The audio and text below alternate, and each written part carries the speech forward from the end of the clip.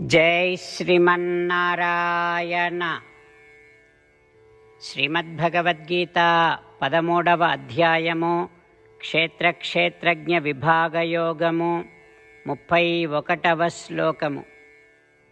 అనాదిత్వాత్ నిర్గుణత్వాత్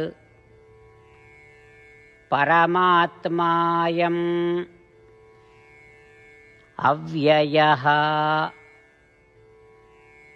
శరీరస్థోపి కౌంతేయ న కరోతి న లిప్యతే. ఓం. గీతాచార్యుడు శ్రీకృష్ణ పరమాత్మ అర్జునుడితో పాటు మనందరికీ క్షేత్రజ్ఞ విభాగ యోగాన్ని ఉపదేశం చేస్తూ ఉన్నాడు. పరమాత్మ ఈ రకంగా అంటూ ఉన్నాడు, అర్జున, శరీరములో ఉన్నటువంటి జీవుడు శరీరమంతా తన జ్ఞానము చేత వ్యాపించి ఉంటాడు కనుక ఆ జీవుడిని పరమాత్మ అని అంటాం అని కదా ఇంతకు ముందు చెప్పాను. అయితే ఆ జీవుడు ఆరంభము లేనటువంటి వాడు కనుక అనాది. ఆ జీవుడు నాశనము లేనటువంటి వాడు కనుక అవ్యయుడు. అంతేకాకుండా జీవుడికి సత్వరజస్తమో గుణములు ఉండవు. శుద్ధ సత్వము కలిగినటువంటి వాడు జీవుడు. ఇంతటి పరిశుద్ధమైనటువంటి వాడు జీవుడు కనుక సహజంగా ఏ పనులకు కర్త ఈ జీవుడు కానే కాడు. ఎందుకంటే పనులు సాగాలి అనంటే సత్వరజస్తమో గుణములు ఉండాలి. జీవుడిలో అవి లేవు. ఎందులో ఉన్నాయి? జీవుడు ఉన్నటువంటి శరీరములో ఆ సత్వరజస్తమో గుణములు ఉన్నాయి. శరీరం అంటే ప్రకృతి కదా. ఆ రకంగా సత్వరజస్తమో గుణములు శరీరములో ఉండటము వలన పనులు సాగుతున్నాయి కనుక జరిగేటటువంటి పనులకు జీవుడు కర్త కానే కాడు. అంతేకాకుండా ఇంత పరిశుద్ధ స్వభావము కలిగినటువంటి జీవుడికి ఈ దేహానికి ఉండేటటువంటి ధర్మములు అంటనే అంటవు. ఈ దేహానికి ఉండేటటువంటి స్వభావాలు జీవుడికి ఉండవు అని అంటూ శ్రీకృష్ణ భగవానుడు జీవుల యొక్క అంటే మన యొక్క పరిశుద్ధ స్వభావాన్ని తెలియచేస్తూ ఉన్నాడు.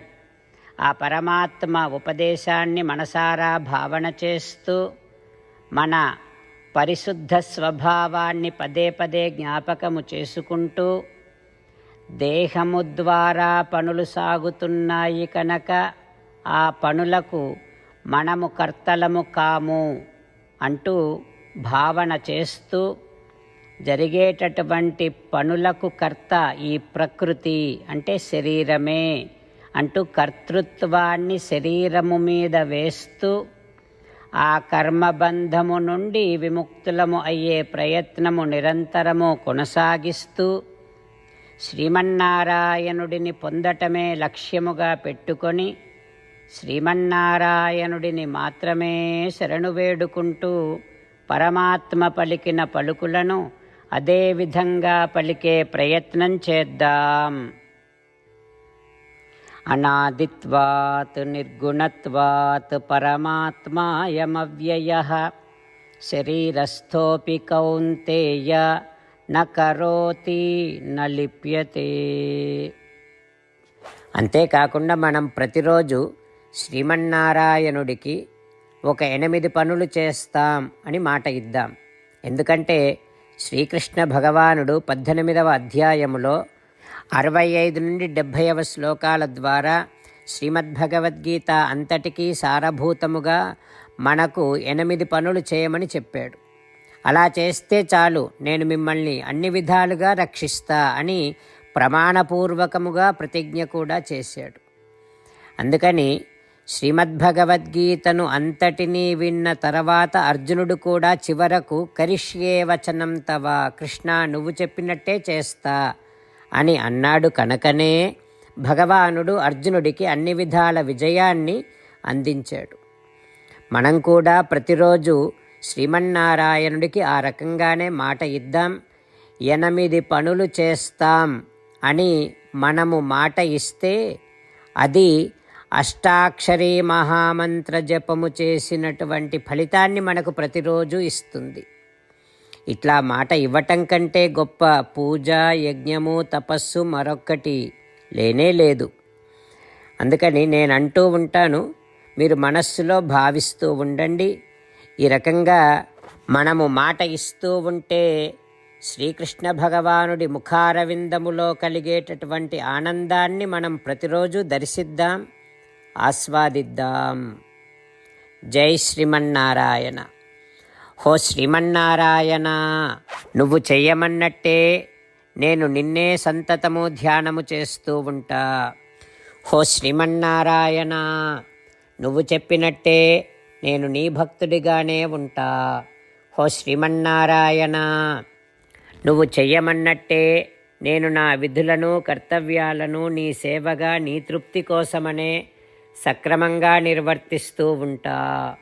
హో శ్రీమన్నారాయణ, నువ్వు చెప్పినట్టే నేను నీవాడిని అనే మహావిశ్వాసముతో నీకే నమస్కరిస్తూ ఉంటా. హో శ్రీమన్నారాయణ, మామేకం శరణం వ్రజ, నన్ను ఒక్కడిని మాత్రమే శరణు వేడుకో అని నువ్వే అన్నావు కనుక నేను నిన్ను ఒక్కడిని మాత్రమే శరణు వేడుకుంటా. హో శ్రీమన్నారాయణ, మా శుచః, ఇక దుఃఖించకు అని నువ్వే నాకు భరోసా ఇస్తున్నావు కనుక నేను ఇక దుఃఖించను. హో శ్రీమన్నారాయణ, నువ్వు చెప్పినట్టే నువ్వు నా కోసమని అనుగ్రహించినటువంటి శ్రీమద్భగవద్గీతను ప్రతిరోజు కనీసము ఒక్క శ్లోకాన్నైనా జ్ఞాపకం చేసుకుంటూ శ్రీమద్భగవద్గీతను అనుసంధానము చేస్తూ ఉంటా. హో శ్రీమన్నారాయణ, నువ్వు చెప్పినట్టే నువ్వందరి కోసమని చెప్పినటువంటి శ్రీమద్భగవద్గీతను తెలియని భక్తులందరికీ తెలియచేసే నా వంతు ప్రయత్నాన్ని నేను నిరంతరము కొనసాగిస్తూనే ఉంటా. హో శ్రీమన్నారాయణ, నేను నువ్వు చెప్పినట్టే చేస్తా, నీకు నచ్చినట్టే ప్రవర్తిస్తా, నీకోసమే పని చేస్తూ ఉంటా. కరిష్యే వచనం తవ. అనాదిత్వాత్ నిర్గుణత్వాత్ పరమాత్మాయం అవ్యయః శరీరస్థోపి కౌంతేయ న కరోతి న లిప్యతే. ఓం. అనాదిత్వాత్ నిర్గుణత్వాత్ పరమాత్మాయమవ్యయః శరీరస్థోపి కౌంతేయ న కరోతి న లిప్యతే.